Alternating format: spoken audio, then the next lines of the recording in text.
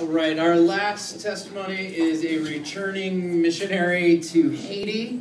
This is her second time going down there. I want to welcome Darah Wilson.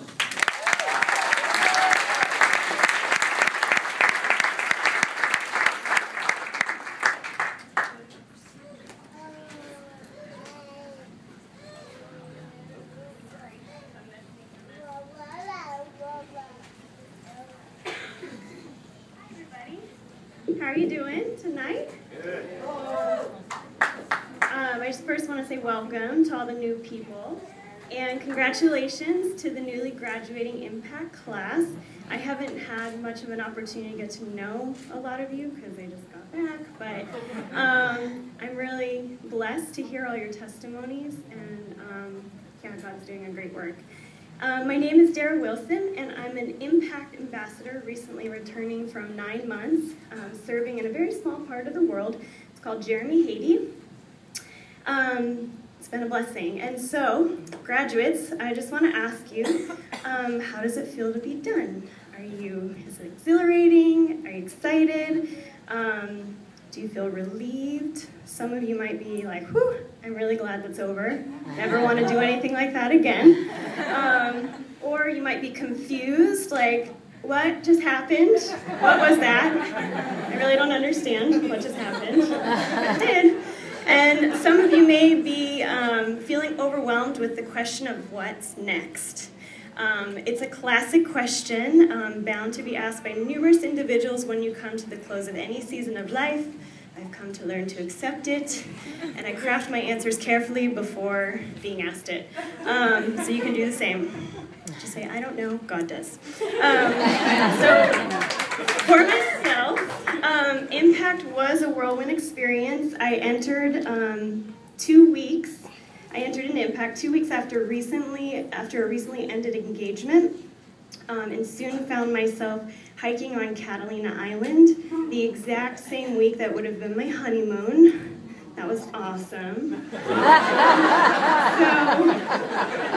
to now be sleeping in a tent with a woman, extremely bitter, was an understatement. But thankfully my wilderness leaders were really gracious with me, and my family as well.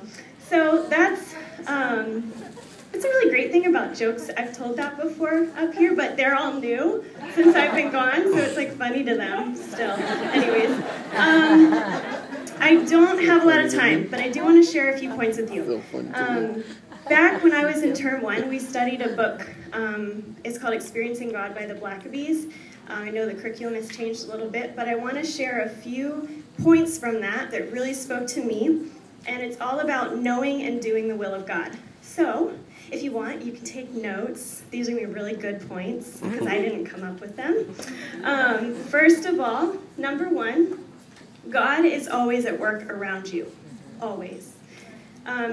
You've had ample time to realize that as you go out on outreaches and you're ministering to people. There's so many lost people in this world, maybe even some of your family. You've seen God working in their lives. God's always at work around you.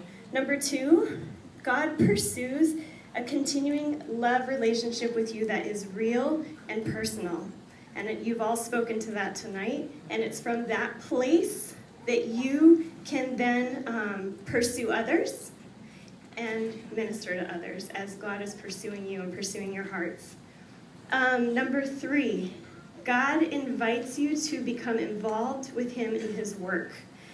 In our culture, we're very driven by resumes and degrees, and there's nothing wrong with that. But it's easy for a lot of us to feel as if we're not qualified, whether other people have told you that or you think it yourself. But in God's work, He's just looking for the faithful. And just like Moses, who felt unqualified for the job ahead of him, God promised to be with him. And the same goes for all of you. Number 4, God speaks by the Holy Spirit through the Bible, prayer, circumstances, and the church to reveal Himself, His purpose, and His ways. So you've hopefully, it sounds like you have, developed some really rich relationships here at Impact. And as you continue to prayerfully read the Word, as you're walking through life circumstances, I encourage you also to reach out to those that you trust, those who have a proven track record of walking in faith through this time. And through all of those things combined, God will let you know what is next. Number 5, God's invitation for you to work with him always leads to a crisis of belief that requires faith and action. For me, my crisis of belief happened during term 1. I remember people saying, "Oh, term 1, I love it." You know, and I was like, what the heck is going on right now? But term 2 is really hard. By the time God had done so much work, I was like, term 2 is here. I was like, oh my gosh, I'm new. This is awesome. You know, when I entered Impact, I was really broken after the disappointment of life not turning out the way that I thought it was supposed to. And I know that that's maybe a lot of you here have felt that way. But after working through that with the Lord, I was open to the new work that he actually had for me ahead. Just remember that the Lord is sovereign. And number 6, you must make major adjustments in your life to join God in what he's doing. So a question to consider: are you pursuing or expecting your life to look exactly the same as it was before you came to Impact? And if that's the case, I know God has a lot more for you. And was it Corinne? Where's Corinne? I don't know you, but you really, or wait, Kareen, sorry. I don't know you, but you really blessed me when you shared. Madonna doesn't need you, right? She doesn't need you. God does. God does. And he's got a lot better work to do. He really blessed me. Number 7, you come to know God by experience as you obey him and he accomplishes his work through you. So just ask yourself, are you positioning yourself in a way that God can actually accomplish a great work through you? So for me, my heart started to stir for Haiti during my 2nd term. I'd never been there. I didn't know much about it. But I did know 3 things. I knew 1, he was at work there. That was very evident through trips that had gone before. Number 2, I knew that the door was open to me. The invite was clear. And number 3, I was willing to make the needed adjustments. By God's grace, I was willing to do that. And when you go through Impact, it prepares you to make those adjustments if you're willing. And I soon found myself going to one of the most amazing, challenging, but rewarding seasons of my walking with the Lord. So the course of the past 9 months has been a blessing beyond what I could have imagined, so much that I will be returning, and this time as a co-leader, and I'll be leaving in 6 weeks with an incredible group of people. I love you all very much, to serve alongside there. God's brought forth so much fruit in Jeremy, in the form of relationships, hearts that are being transformed. There are people that are eager and want to go deeper in their understanding of the Word. He used a lot of ways to bring people in through English classes. We have a thriving children's ministry, hospital ministry. God's doing so much there. And being out in the mission field, it's kind of like living at a buffet table where you're constantly handed opportunities to live out the Great Commission and make disciples of all nations. And in October, we plan to start a discipleship school and continue to do just that out there.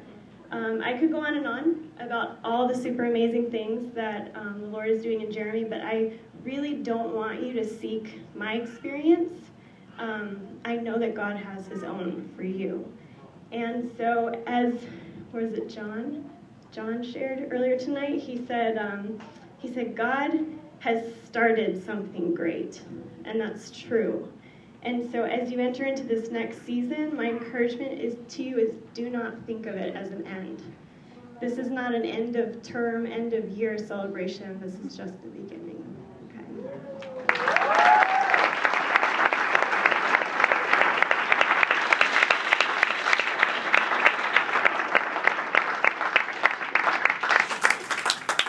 And now, without any further ado, we have our keynote speaker, the director of Impact195.